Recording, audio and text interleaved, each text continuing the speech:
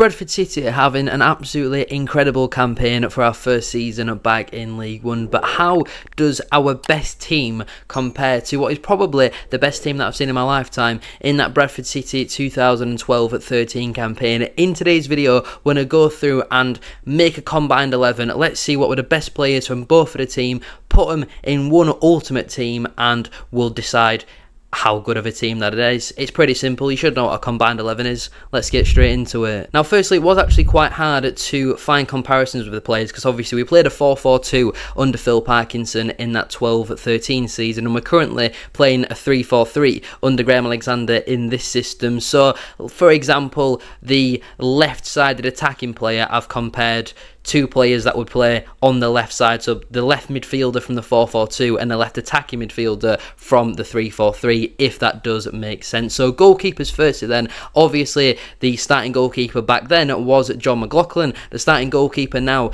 is Sam Walker, and while I think Sam Walker has had a solid enough season this year, obviously started out very well in League One at this campaign, we're basing it entirely just off of the season, he has also made a lot of errors. Now the last two games over Easter, I think the Northampton game where obviously kept a clean sheet, but in particular the Wickham game, I thought he did look quite solid and back to his best in those games. But John McLaughlin was always incredibly consistent for Bradford City. There's a reason why he went on to play for the likes of Rangers and Sunderland, so I'm going to put Johnny Mack in goal for me. Into right back then, we've got Stephen Darby or Josh Nerfield, two very different types of players. Obviously Stephen Darby back in his day was a very consistent fullback for Bradford City. Josh Nerfield, very explosive wing back, and I think consistency is certainly not really a part of Nerfield's game. Obviously didn't play on Monday against Wickham, and Harrison Ashby was probably man of the match, did incredibly well for that goal. There has been times this season where Nerfield has been dropped as well for Ashby, and in particular Brad Halliday, but I think when Nerfield's on his day, incredibly good, like absolutely outstanding, very explosive. I think got 10 goal contributions for this season. But when I think about Stephen Darby, we always know that what you're going to get from Stephen Darby. Absolutely worked his socks off, proper grafter. Is the 12-13 season the peak of Stephen Darby? Obviously he was with us for quite a while. I think eventually left us in 2017. If we're talking about the individual position and what you'd want from a fullback, maybe you'd go Stephen Darby. I think just for consistency, I'm going to go Stephen Darby, but Josh Nerfield, on his day, he can be a really good player. That's a tough one, I'd say. Two very different types of players. Into the centre-backs, again, two very different types of players here to compare first. We've got Rory McArdle back then, or Aidan Baldwin as of now. Rory McArdle, again, a proper no-nonsense type of defender, scored a lot of goals, very good from attacking and defensive set plays. I think actually originally started out as a right-back for Bradford City, whereas you've got Aidan Baldwin now, not necessarily known for his goals, or although did score the winner on Easter Monday, but I think that passing range that Baldwin has got, both of them are very good at long balls, but for very different reasons. McArdle's hitting the diags up to James Hansen, and Baldwin, I think you would say his passing ability is obviously a lot better hitting it out to the wing backs. Again, it's another really, really tough one. It depends on how you want your team to be. Both very good players. I think in particular this season Baldwin has massively improved. I did love Rory McArdle though, so I think, again, it's a really tough one to call because they're two very different types of players. Maybe there's a bit of nostalgia creeping in here, but I think it's 3-0 to the 12-13 season. I absolutely loved Roy McArdle. The other centre-back position, we'll compare Andrew Davies versus Curtis Till. I think this is two very similar types of players. No nonsense, will put their head in where it hurts. I think the unfortunate thing for Andrew Davies is he was always very injury-prone for Bradford City. I think about Curtis Till, though, this season he's missed 4 months of the season with that hamstring injury, so I personally like to have a left footer at left centre-back, and Andrew Davies was very comfortable on both feet, but I think this is where we're going to get the first player in from the current season. I think Curtis Till just edges Andrew Davies for me. I love him, he's an absolute nutter, but saying that, so was Andrew Davies, wasn't he? And I mean that in a very positive way. Left back, I have decided to compare James Meredith with Ibu Toure. I know you could certainly argue Tyreek Wright fought that position, but Toure has played more minutes this season than Tyreek Wright. So I think about firstly James Meredith, again, similar to Stephen Darby, Diaby was with us for quite a while. I think also similarly left us in 2017 after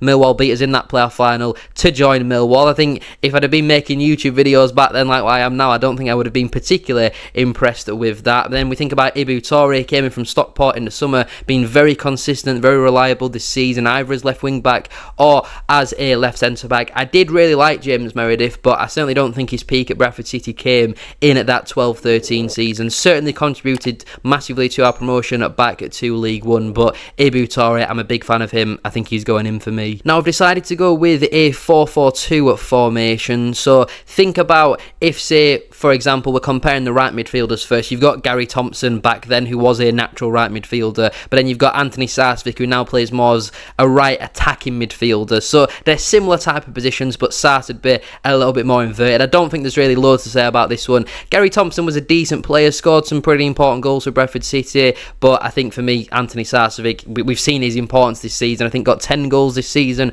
maybe 3 assists as well. Yes, has had the odd injury problem at this campaign, but I think you've seen the quality that he's got. I hope we time down to a new contract very soon as well. I'm a big fan of Anthony Sarsvik, and while it was a very good start here, getting a lot of the older players in this combined 11, we obviously now clawed it back, and I think it's 3 apiece now. Sars is in though for me as my right-sided midfielder. Moving on to the 2 central midfielders. Firstly, we compare Gary Jones to Max Power. Now, this could certainly cause some debate down in the comment section down below, but Max Power, obviously, this season, it came in with a big reputation, obviously a proven winner at this level, has won numerous promotions and league titles already at this level. Gary Jones back then, I think when he signed for Bradford City, I think came in from Rochdale, I'm not 100% sure, but he didn't really come with much reputation from what I can remember. Obviously, I'm only like 8 or something when I'm watching these players, but from what I can remember, but we know about the leader that he was. In them 4 or 5 years where Bradford City were diabolical in League 2, we were crying out for a Gary Jones type of player, and there was a reason for that. He was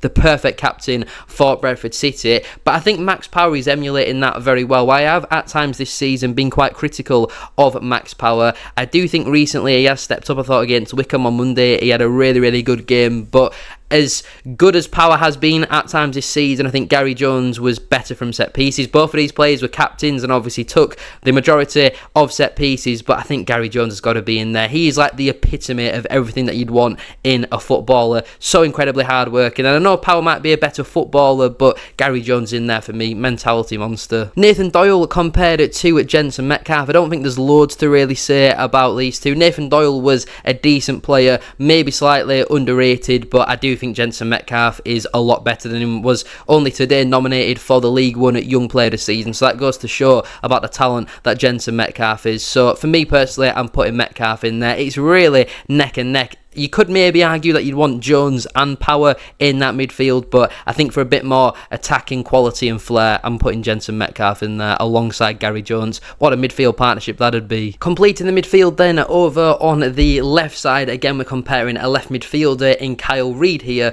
to a more left attacking inverted midfielder in Bobby Poynton. I think for me personally, again, I was a big fan of Kyle Reid. I'm not sure if this was on loan from Preston or had signed a permanent deal from Bradford City, but I did really like Kyle Reid. Scored a lot of important goals for Bradford City, but I do think could be inconsistent at times. And Bobby Poynton this season has massively overachieved my expectations of him. Obviously, had done very well in the 2 previous seasons for Bradford City. Boyhood Bradford fan, came through the academy, but this season unfortunately did have that injury around January time, but has still managed 10 goals and 3 assists in 32 appearances, I want to say, in the league this season. He's been absolutely incredible, and as much as I did enjoy Kyle Reid, I think Poynton is much more consistent, and he's also a Boyhood Bradford fan, so that's another reason why I want to get him in there. Bobby Poynton is in for me as my left-sided midfielder. In terms of my 2 strikers then, I don't think this will take much debate. Firstly, we'll compare Nahki Wells to Will Swan. Now, as you all know, I am a massive fan of Will Swan,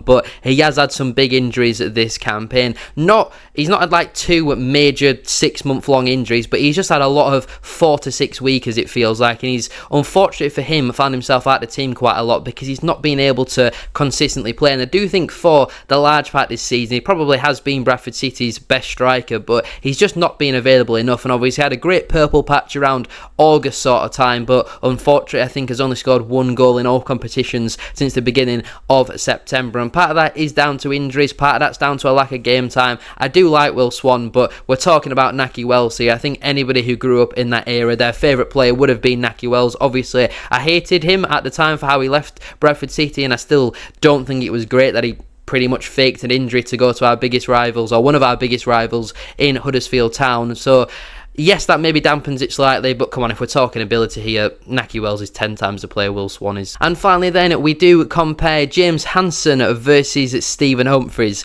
I mean, again, Humphreys has done alright this season at times, has frustrated me a lot with how he's played.